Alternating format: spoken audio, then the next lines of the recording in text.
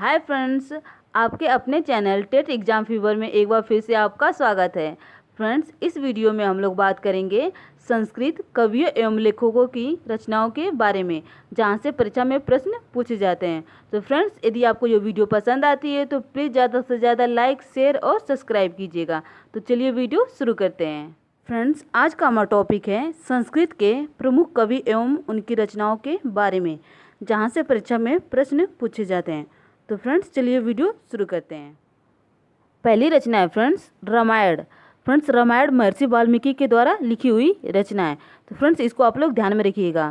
Friends, ये परीक्षा में पूछा गया हुआ प्रश्न है कि रामायण किसकी रचना है। तो रामायण महर्षि वाल्मीकि की रचना है और यह एक महाकाव्य है। ओके, चलिए अगला देखते हैं। अगली रचना है महाभारत। तो फ्रेंड्स, महाभारत वेद व्यास के द्वारा लिखी हुई रचना है। ओके, तो इसको आप लोग ध्यान में रखिएगा। चलिए अगला देखते हैं। अगली रचना है कुमार संभव।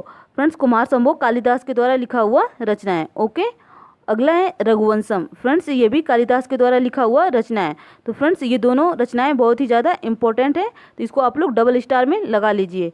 ये परीक्षा में पूछा गया हुआ है। ओके, चलिए अगली रचना देखते हैं। अगली रचना है बुद्ध चरितम। तो फ्रेंड्स, बुद्ध चरितम अशोक घोष की रचना है। ओके, चलिए अगली रचना देखते हैं। अगली रचना है सौंदरनंद। फ्रेंड्स, यह अशोक घोष की रचना है। ओके, चलिए अगला देखते हैं। अगली रचना है कृतार्जुनियम। तो फ्रेंड्स, यह भारवी के द्वारा लिखी गई हुई रचना है। तो फ्रेंड्स, ये परीक्षा की दृष्टि से बहुत ही ज़्यादा महत्वपूर्ण है। ये परीक्षा में पूछा गया है कि कृतार्जुनियम किसकी रचना है। तो कृतार्जुनियम भारवी की रचना है। ओके, चलिए अगला देखते हैं। अगली रचना है शिशुपाल वधम। तो फ्रेंड्स, शिशुपाल वधम माँ के द्वारा लिखा गया रचना है। ओके, तो इसको आप लोग ध्यान में रखिएगा। चलिए अगला देखते हैं। अगली रचना है नैषधीय चरितम। तो फ्रेंड्स, नैषधीय चरितम श्री हर्ष के द्वारा लिखी हुई रचना है। ओके, तो इसको आप लोग ध्यान में रखिएगा। अगली रचना है प्रयाग प्रशस्ति। तो फ्रेंड्स, प्रयाग प्रशस्ति हरिशेठ के द्वारा लिखा हुआ रचना है। फ्रेंड्स, ये भी परीक्षा की दृष्टि से बहुत ही ज़्यादा महत्वपूर्ण है। ये परीक्षा में पूछा गया है कि प्रयाग प्रशस्ति किसकी रचना है। तो इसका उत्तर है हरिशेठ की रचना है। ओके, तो इसको आप लोग ध्यान में रखिएगा। चलिए अगली रचना देखते हैं। अगली रचना है कादम्बरीसार। तो फ्रेंड्स, यह अभिनंद की रचना है। ओके, तो इसको आप लोग ध्यान में रखिएगा। चलिए अगली रचना देखते हैं। अगली रचना है रामायण मंजरी। फ्रेंड्स, यह क्षेमेंद्र की रचना है। ओके, तो इसको आप लोग ध्यान में रखिएगा। चलिए अगली रचना देखते हैं। अगली रचना है भारत मंजरी। तो फ्रेंड्स, ये भी क्षेमेंद्र जी की रचना है, तो इसको आप लोग ध्यान में रखिएगा। ओके, चलिए अगली रचना देखते हैं। अगली रचना है विक्रमांक देव चरित। फ्रेंड्स, ये बिल्लड़ के द्वारा लिखी गई रचना है, तो इसको आप लोग ध्यान में रखिएगा। ये परीक्षा की दृष्टि से महत्वपूर्ण है। अगली रचना है राज तरंगड़ी।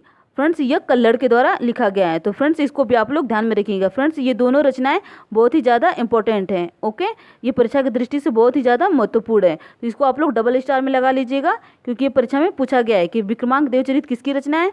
तो इसका उत्तर है बिल्लड़ की, और राज तरंगड़ी किसकी है, तो कल्लड़ की। ओके, चलिए अगला देखते हैं। अगली रचना है नाट्यशास्त्र। तो फ्रेंड्स, नाट्यशास्त्र आचार्य भरत के द्वारा लिखा हुआ है। ओके, चलिए अगला देखते हैं। अगली रचना है काव्य अलंकार। तो फ्रेंड्स, यह काव्य अलंकार भामा की रचना है। ओके, तो इसको आप लोग ध्यान में रखिएगा। ये परीक्षा की दृष्टि से महत्वपूर्ण है। चलिए अगली देखते हैं। फ्रेंड्स, अगली रचना है काव्यदर्श। फ्रेंड्स, काव्यदर्श दंडी की रचना है। ओके, तो इसको आप लोग ध्यान में रखिएगा। चलिए अगली रचना देखते हैं। अगली रचना है काव्य मीमांसा। तो फ्रेंड्स, काव्य मीमांसा राजशेखर के द्वारा लिखी हुई रचना है। तो फ्रेंड्स, ये परीक्षा की दृष्टि से बहुत ही ज़्यादा महत्वपूर्ण है। ये परीक्षा में पूछा हुआ प्रश्न है कि काव्य मीमांसा किसकी रचना है। तो राजशेखर की रचना है। ओके, चलिए अगला देखते हैं। अगली रचना है काव्य प्रकाश। तो फ्रेंड्स, काव्य प्रकाश मम्मट की रचना है। ओके, तो ये परीक्षा की दृष्टि से ज़्यादा ही महत्वपूर्ण है, इसको आप लोग ध्यान में रखिएगा। अगली रचना है काव्य अनुशासन। फ्रेंड्स, यह हेमचंद्र के द्वारा लिखी हुई रचना है, तो इसको आप लोग ध्यान में रखिएगा। अगली रचना है चंद्रालोक। तो फ्रेंड्स, यह जयदेव के द्वारा लिखी गई रचना है, तो इसको आप लोग ध्यान में रखिएगा। ये परीक्षा की दृष्टि से बहुत ही ज़्यादा महत्वपूर्ण है। चंद्रालोक, ये परीक्षा में पूछा गया है कि ये किसकी रचना है। तो फ्रेंड्स, इसका उत्तर है जयदेव की रचना है। ओके, तो फ्रेंड्स, आज के लिए बस इतना ही। यदि आपको ये वीडियो पसंद आती है तो प्लीज़ ज़्यादा से ज़्यादा लाइक, शेयर और सब्सक्राइब कीजिएगा। धन्यवाद।